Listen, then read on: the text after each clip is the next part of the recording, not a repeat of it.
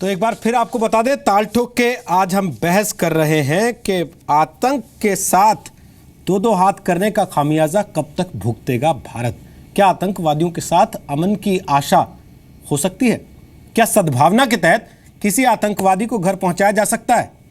क्या उसी का खामियाजा नहीं भुगत रहा है भारत? हमारे साथ संबित पात्रा हैं बीजेपी से, अभय दुबे हैं कांग्रेस से, कर्नल RSN सिंह हैं जो रॉ के पूर्व अधिकारी हैं और उज्जवल निकम हैं जो जाने माने वकील हैं देश के। चारों से हम बात करें। अभय दुबे, आप अपनी बात रखना चाहते थे, आप रख लीजिए। कब तक आतंकवादियों का ये जो फिक्स डिपॉजिट हम जेल में करते हैं, देश की जनता अपनी जान देकर उसका ब्याज चुकाएगी? सर कहीं तो राजनीति छोड़िए, पार्टियां। नहीं, बिल्कुल रोहित जी, मैं आपकी इस बात से सहमत हूं कि हमको राजनीतिक संदर्भों में ऐसे विषय पर अपने विचारों का प्रकटीकरण नहीं करना चाहिए।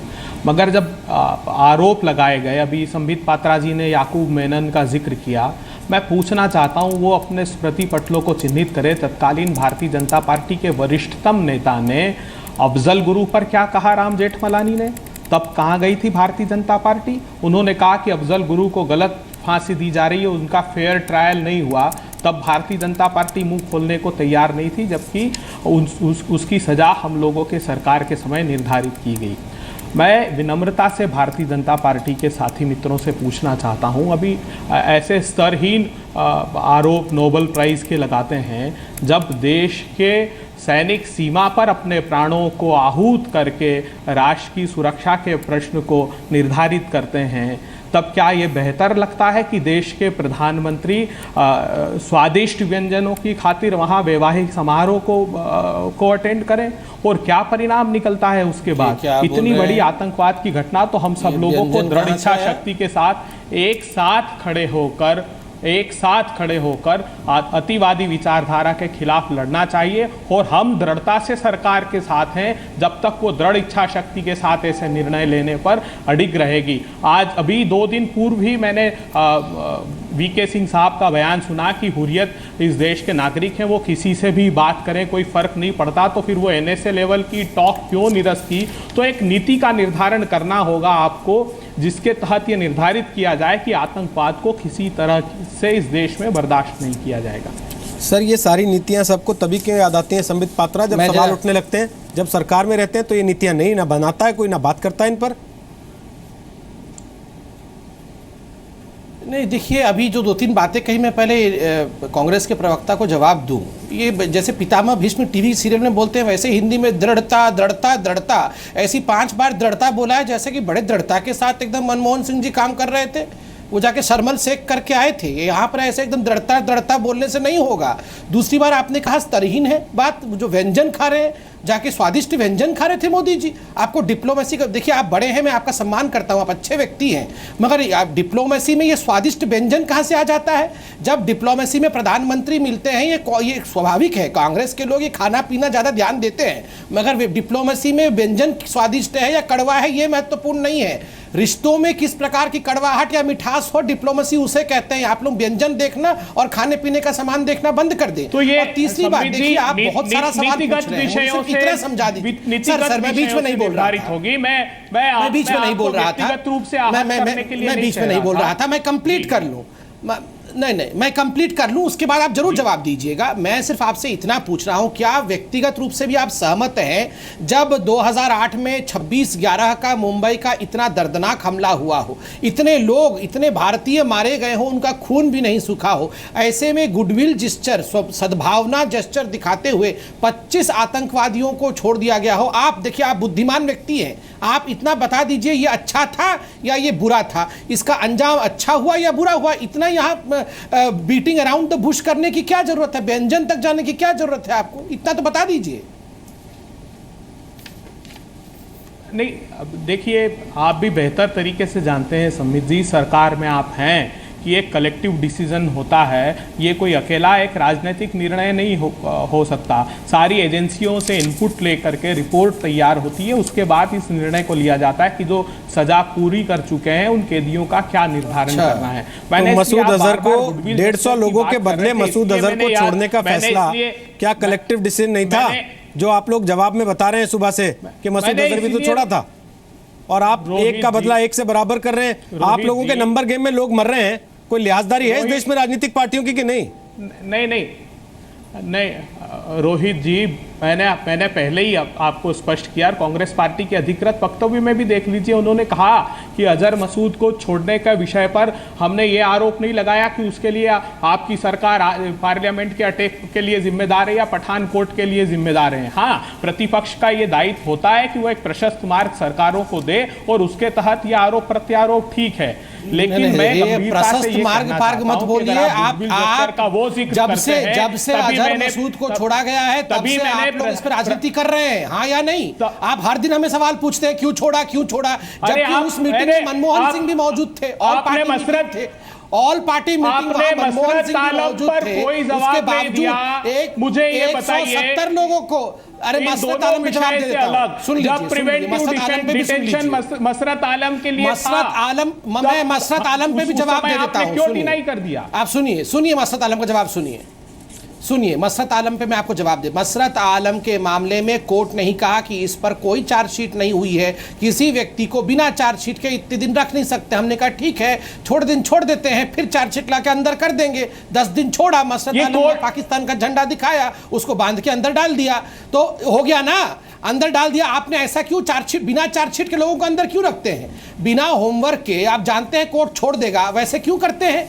तो हमने अपना काम करके उसको अंदर डाल दिया है, वो अंदर है, अंदर ही रहेगा, उसकी चिंता मत करिए। हम उसको पाकिस्तान नहीं भेज देंगे। इनको जवाब चाहिए था, जवाब देगा। इतने वर्षों तक हमारे साथ कंधार को लेकर राजनीति करते रहे।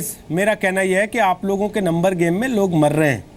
हर बार आतंकवादियों के साथ सॉफ्ट होने की वजह से आतंकवादियों को हौसला बढ़ता है और फिर वो वही हरकतें करते हैं, वही चीज़ों को अंजाम देते हैं जिनके लिए आप लोगों को आंसू पहुंचने का ड्रामा करती हैं राजनीतिक पार्टियां। पहले आरएसएन सिंह, आप जो बात कह रहे थे ब्रेक के पहले कि असल में आतंक की साजिश भारत सरहद के पार से तो झेल ही रहा है, अंदर से भी झेल रहा है।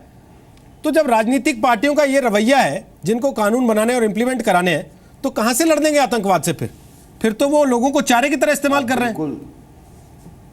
आप बिल्कुल सही फरमा रहे हैं और मेरी बात लोग बड़े ध्यान से सुने कि मेरा अपना मानना है कि ये जितने दहशतगर्दी का जो हम शिकार हो रहे हैं और पहले हुए हैं, वो इसलिए हुए हैं कि हमारे यहाँ कुछ ऐसे पॉलिटिकल कॉन्सेप्ट्स और रिवोल्यूशनरी कॉन्सेप्ट्स यहाँ पर एक्सपोर्ट किए गए जो इस मिट्टी से नहीं निकले हुए थे।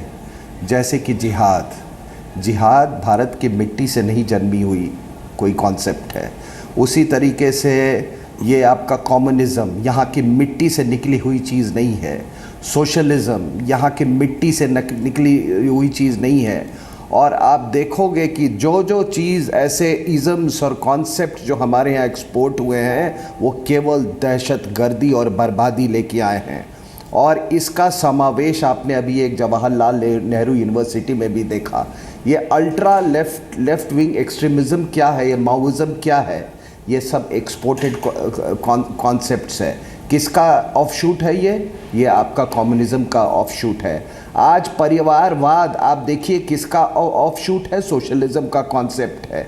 जितनी पार्टियां जो कि परिवारवाद पे हैं वो सब सोशलिस्ट नारा लगाती हैं, आप देख लेना, चाहे वो लोहिया का नाम लेता हो या कोई किसी का नाम लेता हो, वो सोशलिज्म मीन्स फैमिली, ठीक है, इंडिया में वो आपको तबाह कर रही है। उसी तरीके से जिहाद आपको तबाह कर रही है।